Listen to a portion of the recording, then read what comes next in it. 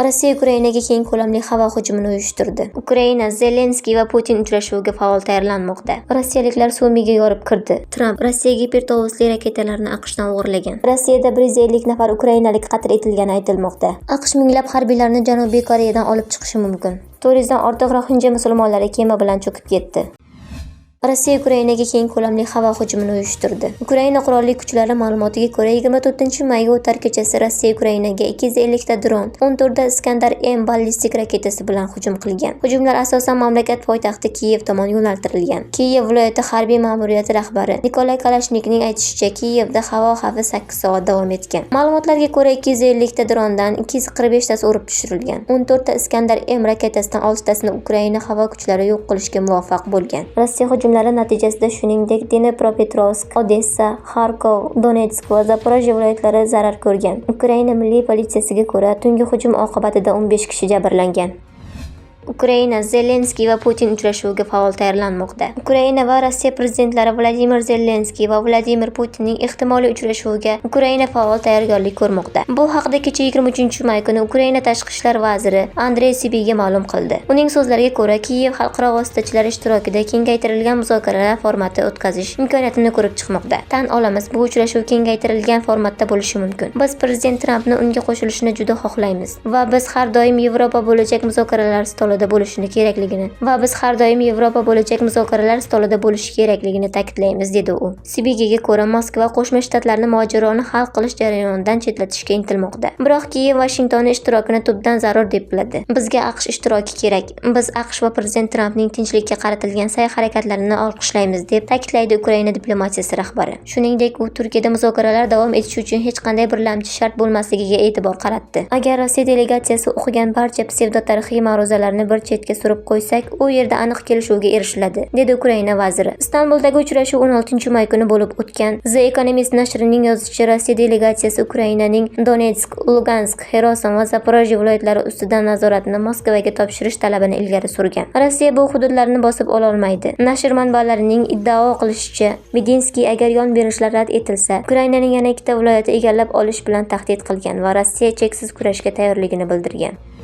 Rossiyaliklar Sumiga yorib kirdi. Shiddatli janglar davom etmoqda. Rossiya Federatsiyasi qo'shinlari Sumi oblastidagi Veselovka, Juravka, Novenkoye, Basovka uchastkasida mustahkamlandi, deb xabar bermoqda Ukrainaning Deepstate monitoring kanali. Ukraina qurolli kuchlari Kursk viloyatini tark etgach, rus qo'shinlari Novenkoye qishlog'i orqali Sumi viloyatiga yorib kirishga urinish boshlandi. Qarshilik va dron zarbalariga qaramay, ular Juravka va Novinka orasiga zaif nuqtalarni topishga va piyodalar va kvadrotsiklar yordamida ichkariga kirishga muvaffaq bo'lishdi. Qayd etilishicha, hozirda Rossiya qo'shinlari Belovod va Lokni shaharlariga bosimni davom ettirmoqda. U yerda shiddatli janglar ketmoqda. Maqsad bufer zona yaratish.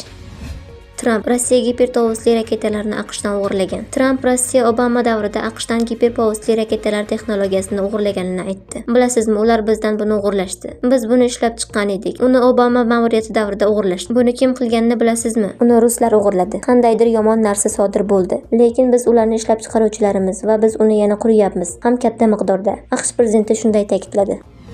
Rossiyada 150 nafar ukrainalik qatl etilgani aytilmoqda. Rossiya asirligidagi 150 dan ortiq ukrainalik askarlar halok bo'ldi. Bu haqda Ukraina Mudofaa vazirligi bosh razvedka boshqarmasi bugun 24-may kuni bayonot berdi. Boshqarma jang maydonida qatl etilganlarning soni ortib borayotganini ta'kidladi. Ko'p hollarda mahbuslarni o'ldirish bo'yicha to'g'ridan-to'g'ri buyruqlar qayd etilgan. Bayonotga ko'ra, bu jinoyatlar kamdan-kam hollarda emas, balki Rossiya rahbariyati olib borayotgan maqsadli siyosatning bir qismidir. Razvedka xizmati bu tendensiyani Birlashgan Millatlar Tashkilotining Ukrainadagi vaziyati bo'yicha mustaqil xalqaro tergov komissiyasi ham tasdiqlaganini ta'kidladi. Komissiya 2025-yil 19-martdagi hisobotida taslim bo'lgan yoki taslim bo'lishga uringan ukrainalik jangchilarni rus qo'shinlarini ataylab o'ldirish yoki mayib qilish holatlarini ko'payganini qayd etgandi. Bir nechta rossiyalik dezertirlar asirlarni olish emas, balki ularni o'ldirish haqida buyruq olganini tasdiqladi. Ulardan biri brigada komandiri o'rinbosarining so'zlarini keltirdi. Mahbuslar kerak emas, ularni joyida otib tashlang, deyiladi. Bosh razvedka boshqarmasi iqtibos keltirilgan hujjatda. Birlashgan Millatlar Tashkilotining suddan tashqari qatllar bo'yicha maxsus ma'ruzachisi Dr. Moris Tidbalbini CNN telekanalida qatllar Oliy harbiy qo'mondonlikning buyrug'i yoki ruxsatsiz tez-tez sodir bo'lmasligini tasdiqlagan. Rossiyaning Ukrainaga keng ko'lamli bostirib kirishi boshlanganidan beri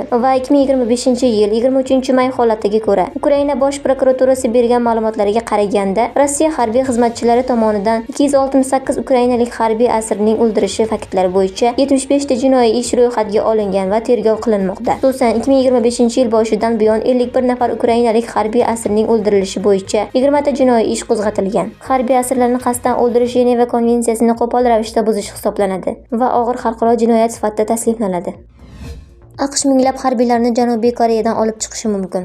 AQSh prezidenti Donald Tramp ma'muriyati Janubiy Koreyadan minglab AQSh harbiy xizmatchilarini olib chiqib, ularni Guam hamda Hind-Tinch okean mintaqasidagi bo'sh joylarga ko'chirish imkonini ko'rib chiqmoqda. Bu haqda amerikalik rasmiylarga tayanib The Wall Street Journal nashri xabar berdi. Nashrning yozishicha, Tramp ma'muriyati Janubiy Koreyadagi 28500 nafar AQSh qurolli kuchlari tarkibidan taxminan 4500 nafar harbiy xizmatchilarni olib chiqish g'oyasini muhokama qilmoqda. Bu qadam doimiy ravishda tahdid solayotgan Shimoliy Koreya sharoitiga Janubiy Koreyada xavfsizlikka oid xavotirlarni kuchaytirishi mumkin. Mudofaa rasmiylarining ta'kidlashicha, ushbu g'oya AQSh prezidenti ko'rib chiqishi uchun tayyorlanmoqda va Pxenyanga nisbatan siyosatni qayta ko'rib chiqish norasmiy qismi sifatida qaralmoqda. Ushbu g'oya Tramp ma'muriyati AQSh harbiylarining Janubiy Koreyadagi joylashuvida strategik egalikni oshirish, Xitoyning tajovuzkorlikka moyil siyosatiga qarshi turish va Janubiy Koreya o'z mudofaasi uchun ko'proq mas'uliyatli bo'lishga undash maqsadida qo'shimcha choralar ko'rish mumkinligi haqida taxminlar fonida paydo bo'lgan bo'lishi mumkin. Pentagon esa AQSh qurolli kuchlarining Janubiy Koreyadagi sonini qisqartirish bo'yicha hech qanday rasmiy bayonot mavjud emasligini ma'lum qildi.